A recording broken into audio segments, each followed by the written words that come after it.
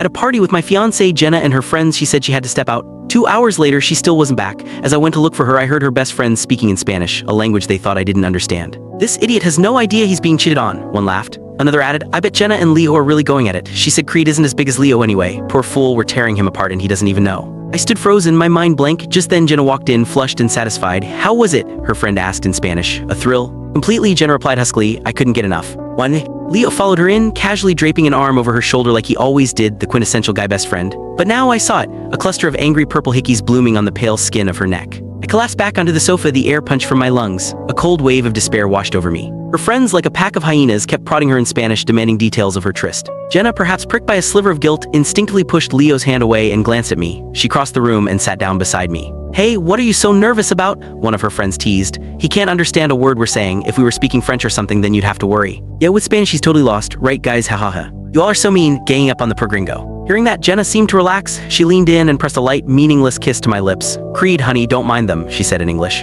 We all grew up together, so we always slip back into Spanish when we're hanging out. It's just a habit. My hand, hidden by my side, clenched into a fist so tight my knuckles ached. What they didn't know was that my mother is from Puerto Rico. I grew up speaking Spanish. I understood every damn word. Seeing my silence, they took it as indifference and dove back into their game. Come on, Jenna, tell the truth. Is Leo bigger than him? I've got money riding on this. Jenna's lips curved into a smug smile. Of course he is. Friend 1, look at that satisfied glow. You're practically purring. Friend 2, God, this is so much fun. Who knew our secret language would be this useful? Look at that idiot just sitting there like a lost puppy, not understanding a thing. Leo shot me a look of pure contempt and then mouthed to Jenna. Jenna, just marry me. Why are you with him? Jenna just laughed, her hand moving to my shoulder, kneading the tense muscle as she spoke in a mocking tone. Marry you, don't be ridiculous. I know the difference between reality and a good time. You're for fun, Leo, a thrill, you're my stress relief in bed, but Creed is the one I love. Could you put me first in everything? Could you treat me like a princess? No, you have a temper, only Creed can do that. I had a fever once when he was on a business trip overseas and one phone call had him on the next flight back. The memory, which once warmed me, now felt like acid in my veins. All my devotion, all my love, and this is how she repaid me, with betrayal. Shit, Leo suddenly said, I forgot to wear a condom, you might be in trouble. Damn it, Leo, how could you be so stupid? Go buy me a plan B now.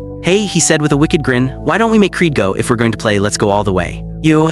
Leo picked up his wine glass and downed it in one go, a silent declaration that he was in no condition to drive. In the end, Jenna turned to me. Creed, honey, could you run to the pharmacy for me? I need you to pick up a box of the morning after pill. We might need it tonight. Do? Knuckles of my clenched fist cracked. There wasn't a decent person in the entire room. I had so badly misjudged Jenna. In the 3 years we'd known each other, she'd cultivated this image of a sweet, innocent girl. She'd always said that cheating was the one thing she could never forgive. It was all a lie. She was the cheater. I lifted my head, my eyes locking with hers. The cold fury in my gaze must have startled her because her smile faltered. Creed, what's wrong? Are you not feeling well? She reached out to touch my forehead, but the lingering scent of another man on her skin made me recoil in disgust. Jenna, I said, my voice flat, I think we need to postpone the wedding. Real panic flashed in her eyes. She grabbed. Click the link on the homepage to watch the full follow-up for free.